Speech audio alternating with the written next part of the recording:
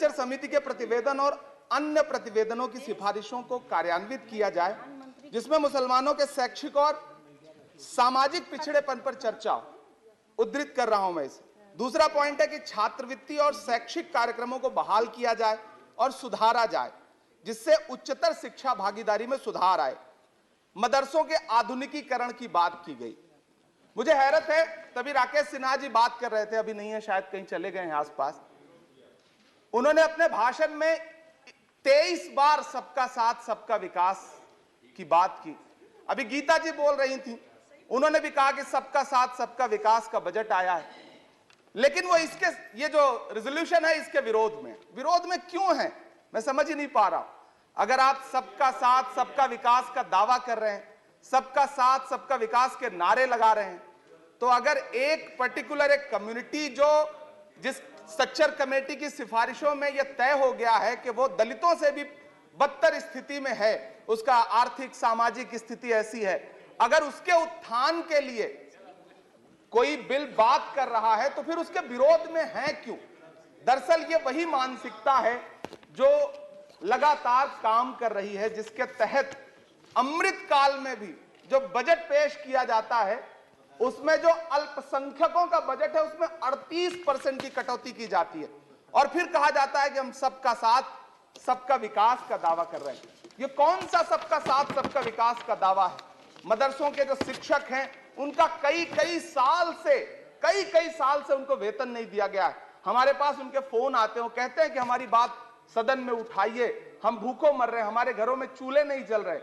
हम जब उनकी बात यहां करें तो विरोध, लेकिन बातें क्या हैं? सबका साथ सबका विकास, सबका साथ सबका विकास। एक नारा सुनाई पड़ेगा कि सबका साथ सबका विकास। ये कैसा सबका साथ सबका विकास है?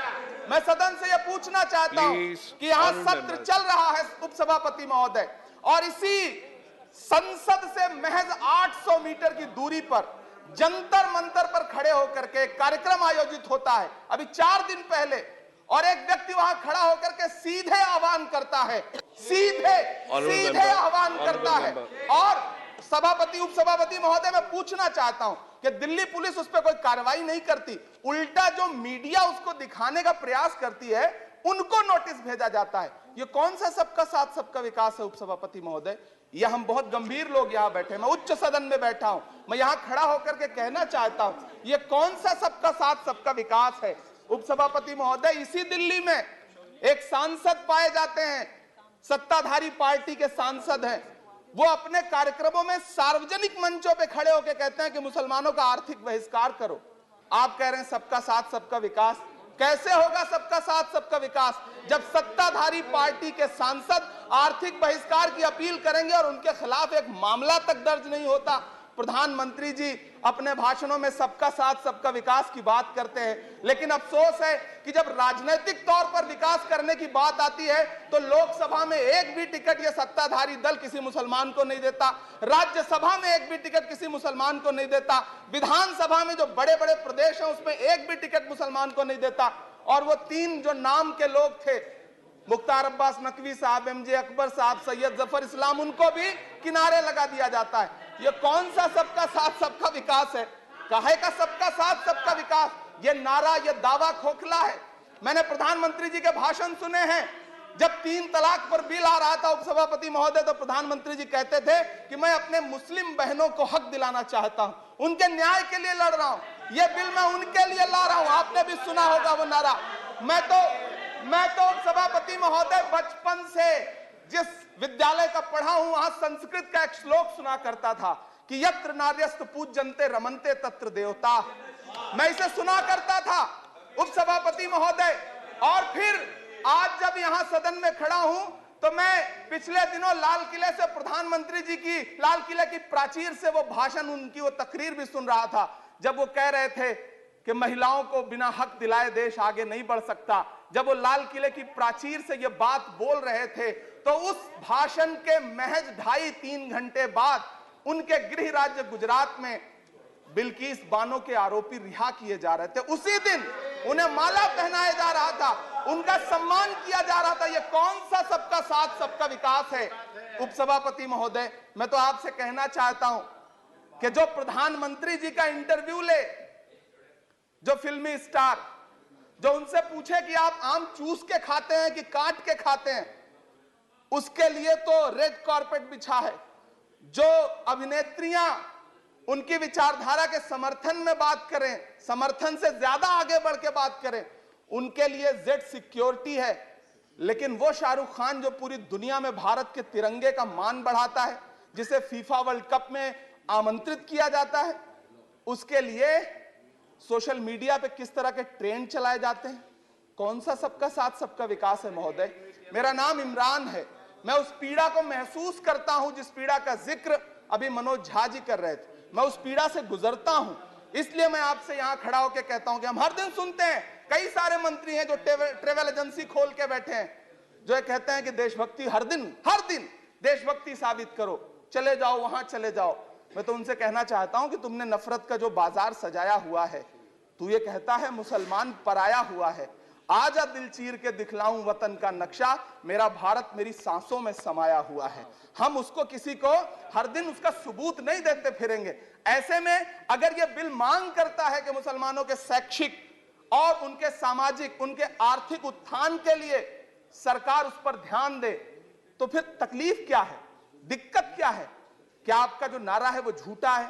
क्या सबका साथ सबका विकास का नारा सिर्फ खोखला है?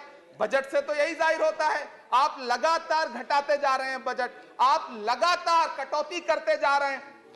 पूरे देश में प्रधानमंत्री जी दावा करते थे सबका साथ सबका विकास के नारे के साथ कि 2022 में हर व्यक्ति के छत पर, घर पर, सर पर छत होगी। यह प्रधानमंत्री जी का उद्धृत किया गया बयान है। लेकिन मैं तो आपसे यह कहना चाहता हूं, आप असम उठा के देख लीजिए, आप मध्य प्रदेश उठा के देख लीजिए, आप उत्तर प्रदेश उठा के देख लीजिए, एक दैत्याकार बुलडोजर है जो चारों तरफ घूम रहा है, और जिनके सरों पर छत है भी, उन छतों को भी छीन लेना चाहता है। लेकिन क्या प्रधानमंत्री जी इसे देखते नहीं है? क्या भारतीय जनता पार्टी सरकार के जिम्मेदार नेता इसे देखते नहीं है कि वो बुलडोजर सिर्फ लोगों का घर नहीं कुचल रहा है, संविधान को कुचल रहा है, लोकतंत्र को कुचल रहा है।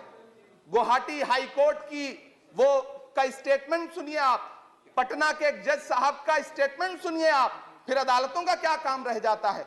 ऐसे में सबका साथ सबका विकास कैसे माना जाए? उपसभापति महोदय, मैं तो आपसे ये कहना चाहता हूं कि पूरी दुनिया में कहीं भी जब कोई अल्पसंख्यक सफल होता है, किसी उच्च पद पर पहुंचता है, तो हम सारे लोग, हमारे तमाम साथी खुश होते हैं। ऋषि सुनक जब प्रधानमंत्री बनते हैं तो भारत में जश्न मनाया जाता है, मुझे खुशी होती है। आप दुनिया के किसी दूसरे देश में अल्पसंख्यक अगर सफल होता है तो आप खुश होते हैं, मिठाइयां बांटते हैं। लेकिन अपने देश में अल्पसंख्यकों के खिलाफ किस किस तरह के नारे इसी दिल्ली और उसके इर्द गिर्द लगाए जाते हैं, क्या वो हम नहीं सुनते हैं? और अगर सुनते हैं, और अगर पाकिस्तान आपके लिए जिंदाबाद होगा, हमारे लिए हिंदुस्तान जिंदाबाद है, भारत जिंदाबाद है। मैं आपसे ये कहना चाहता हूं, आपसे ज्यादा देशभक्त हूं मैं भारत का इमरान हूं, मैं भारत का इमरान हूं महोदय, मुझे बोलने दें। बाहर भी नहीं बोलने देंगे, यहां भी नहीं बोलने देंगे, ये कौन सी प्रवृत्ति है?